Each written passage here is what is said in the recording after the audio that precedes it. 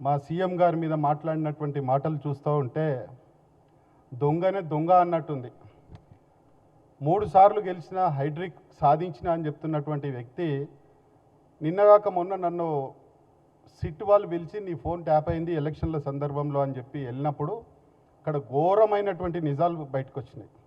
ఆ ఎలక్షన్స్ సందర్భంలో నా ఫోను, మా కుటుంబ సభ్యులందరి ఫోన్లు ట్యాప్ చేసి పొద్దున నేను నా ప్రోగ్రాం ఏముంటుంది, ఏ కాలనీకి పోతున్నది అవన్నీ కూడా రికార్డ్ చేసుకొని ఆ రోజు అధికారంలో ఉండి ఆ కాలనీస్ వాళ్ళని, ఆ బస్తీ వాళ్ళందరినీ కూడా బెదిరించి ఆ నెక్స్ట్ డే ఆ బస్తీలో మరి మీటింగ్ లేకుండా చేసి ఈరోజు నువ్వు దొంగచాటుగా గెలిచినటువంటి ఒక దొంగ ఎమ్మెల్యేవు.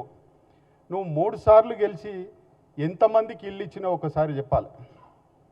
కాంగ్రెస్ పార్టీ ఇంతకుముందు మిత్రులు చెప్పినట్టు ఒక కుత్బుల్లాపూర్ నియోజకవర్గంలోనే రాజీవ్ గృహకల్ప కానీ, ఇందిరమ్మ ఇల్లు కానీ, జేఎన్ఎన్ యుఆర్ఎం కానీ, ఇందిరమ్మ పట్టాలు కానీ, వీక సెక్షన్ పట్టాలు కానీ 80,000 మందికి ఇల్లు ఇచ్చినటువంటి ఘనత కాంగ్రెస్ పార్టీది. మీరు వచ్చిన తర్వాత ఇచ్చింది ఒక 1000 ఇండ్లు కూడా లేవు. అవి కూడా ఉన్న వాళ్లకు, గరీబోళ్ళకు ఎవరికి కూడా ఇవ్వలేదు. అవన్నీ కూడా బేరాలు చేసుకొని అవన్నీ కూడా చేయడం జరిగింది. ఇవాళ కాంగ్రెస్ పార్టీ వచ్చి 2.5 years కూడా కాలేదు, దాదాపు 1500 కోట్లతో ఇవాళ కుత్బుల్లాపూర్ నియోజకవర్గంలో అభివృద్ధి పనులు జరిగినాయి. బాచ్పల్లిలో నిన్నగాక మొన్న ఒక చక్కటి ఫ్లైఓవర్ను ఇనాగ్రేషన్ చేసుకున్నాం.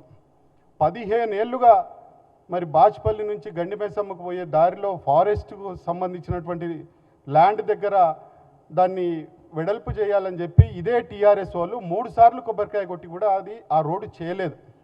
ఇవాళ ఆ రోడ్డును కూడా మా గౌరవ ముఖ్యమంత్రి గారి ఆశీస్సులతో, శ్రీధర్ బాబు గారి మరి సహకారంతో, మరి ఫారెస్ట్ మినిస్టర్ గారి సహకారంతో ఆ రోడ్డును మేము ఇవాళ వెడల్పు చేసుకుంటా ఉన్నాం. నీ కళ్ళు కనబడకపోతే పోయి అక్కడ చూడు, నీ కళ్ళు ఉంటే చూడు. హైడ్రిక్ అని చెప్పుకోవడం కాదు, నువ్వు ఒకసారి చూడు. దూలపల్లి బహాదూర్పల్లి నుండి కొంపల్లికి పోయే దారిలో ఫారెస్ట్ రోడ్డు ఇవాళ వెడల్పు అవుతూ ఉన్నది. కొన్ని లక్షల కోట్ల రూపాయలు విలువ చేసేటువంటి భూమి, ఫారెస్ట్ భూమిని ఇవాళ గవర్నమెంట్ తీసుకొని వాళ్ళకు వేరే దగ్గర భూమి ఇచ్చి ఇవాళ ఒక చిత్తశుద్ధితో ఆ రోడ్డును డెవలప్ చేయడం జరుగుతూ ఉంది. ఇవాళ స్టీల్ బ్రిడ్జ్ ఎన్నో ఏళ్ళుగా ఆ ప్రాంతంలో ఉన్నటువంటి ప్రజలు 10-15 ఏళ్ళుగా మరి డిమాండ్ చేస్తున్నటువంటి ఆ స్టీల్ బ్రిడ్జ్ని కూడా ఇవాళ ఇనాగ్రేషన్ చేసుకోవడం జరిగింది. ఇవాళ ఎంతోమందికి ప్లాట్లు ఇవ్వడం జరుగుతూ ఉంది, ఇండ్లు ఇవ్వడం జరుగుతూ ఉన్నది. 3500 మంది లిస్టు తయారు చేసి నిరుపేదలైనటువంటి వాళ్ళ చాలా పారదర్శకంగా ఇల్లు లేనటువంటి వాళ్ళని సెలెక్ట్ చేసి 3500 మందికి ఇల్లు ఇవ్వబోతూ ఉన్నాం. ఇవాళ దాదాపు హైడ్రా ద్వారా ఈ టీఆర్ఎస్ గూండాలు, ఈ టీఆర్ఎస్ లీడర్లు కబ్జా చేసినటువంటి 600 ఎకరాలను ఇవాళ కాపాడిన భూమిలో నుండి నీ కళ్ళు కనబడకపోతే ఒకసారి పోయి తెలుసుకో. 307 సర్వే నంబర్లో 100 ఎకరాలు కబ్జా చేసినటువంటి భూమిని బయటకు తీసుకొచ్చి 100 ఎకరాల్లో ఒక చక్కటి బస్ స్టాప్ను కూడా నిర్మించబోతా ఉన్నా. అది కూడా వర్క్ స్టార్ట్ అయిపోయింది. మరి 334 సర్వే నంబర్ ఇవాళ 500 కోట్ల విలువ చేసే భూమిని ఆ రోజు టీఆర్ఎస్ వాళ్ళు కబ్జా చేస్తే ఇవాళ బయటకు తీసి దాన్ని హౌసింగ్ వాళ్ళకి కేటాయించబోతా ఉన్నాం. విజ్ఞాన్ జ్యోతి స్కూల్ పక్కన మీ తాత జాగీర్ అన్నట్టుగా మొత్తం కబ్జాలు చేసి దానికి పర్మిషన్స్ తీసుకొని పిల్లర్స్ వచ్చినాక ఇది గవర్నమెంట్ భూమి అని చెప్పి మా ప్రభుత్వం వచ్చినాక దాన్ని కాపాడి ఇవాళ దానికి కూడా ఫెన్సింగ్ చేసినాం.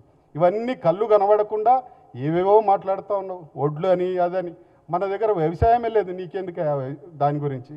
అది కొనేటోళ్ళు, అమ్మేటోళ్ళు, ఆ వ్యవసాయదారులు, అక్కడ ఉన్నటువంటి ఎమ్మెల్యేలను అడుగు నువ్వు పోయి ఏ రకంగా రైతులు ఇవాళ కాంగ్రెస్ పార్టీ ప్రభుత్వం మీద ఎంత సంతోషంగా ఉన్నారో వాళ్ళకి తెలుసు.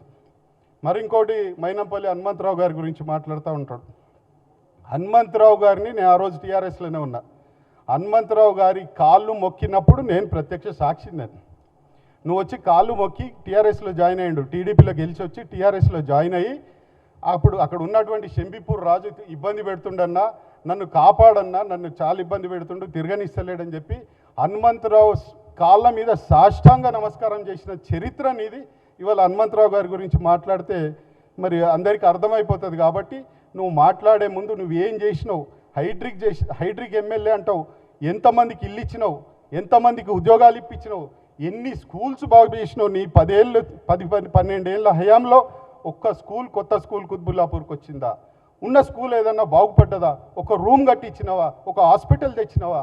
ఏం తెచ్చినావు? ఇవాళ మేము వచ్చిన తర్వాత ఓ చక్కటి హాస్పిటల్ కూడా 50 ఎకరాలు కేటాయించబోతా ఉన్నాం. 307లో ఒక స్పోర్ట్స్ కాంప్లెక్స్ దేబోతా ఉన్నాం, ఒక మార్కెట్ దేబోతా ఉన్నాం. ఇది ఒక నిర్మాణాత్మకమైనటువంటి అభివృద్ధిని ఇవాళ మరి ముఖ్యమంత్రి గారు హయాంలో చేయబోతా ఉన్నాం. మాట్లాడే ముందు ఏదో కేటీఆర్ దగ్గర మార్క్స్ కొట్టేయాలని అది కొట్టేయాలని నువ్వు ఆలోచిస్తూ ఉంటే ప్రజలకు అందరికీ తెలుసు. నువ్వు కాంగ్రెస్ పార్టీలోకి రావడానికి చేసిన ప్రయత్నం అబద్ధమా? మంత్రి పదవి ఇస్తే అందరితో కలిసి వస్తా అని చెప్పిన మాట వాస్తవం కాదా? ఎంత ప్రయత్నం చేసినావు? ఆ రోజు మేము ఇట్లాంటి వ్యక్తులు వద్దని చెప్పి మేము ఆపలేదా? కైసర్ నగర్లో ఇన్ని కబ్జాలు ఎందుకైనాయి? దేవేందర్ నగర్లో ఒక కబ్జాలు ఎందుకైనాయి ఆ రోజు? ఇవాళ ఒక్క కబ్జా అవుతలేదే. కాంగ్రెస్ వచ్చిన తర్వాత ఒక కబ్జా అవుతలేదు. నిన్నగాక మొన్న అతని అనుచరుడు ఒకడు ఈ నెహ్రూ నగర్ అనే దగ్గర ఒక దాదాపు 3000 గజాలు ఒకడు కబ్జా చేస్తే అది అధికారులు పోతే వాళ్ళ మీదకి రాళ్ళెత్తేస్తుండే వాడవాడు ఆ టీఆర్ఎస్ గుండా. ఇతని అనుచరుడు, ఇతని ముఖ్య అనుచరుడు. ఇట్లాంటి చరిత్ర పెట్టుకొని ఇవాళ కాంగ్రెస్ పార్టీ మీద, మా ముఖ్యమంత్రి గారి మీద, మైనంపల్లి హనుమంతరావు గారి మీద మాట్లాడే అర్హత నీకు లేదంటే లేదు. ఖబర్దార్, నువ్వు ఏమనుకుంటున్నావు? ఇప్పటికే తిరగకుండా అయినావు, ఏ బస్తీలకు పోకుండా అయినావు. నీ ముఖం ఒకడు చూసే పరిస్థితి ఇవాళ లేదు. Vivekanand, be in your limits. Subscribe us and press the bell icon for more interesting updates.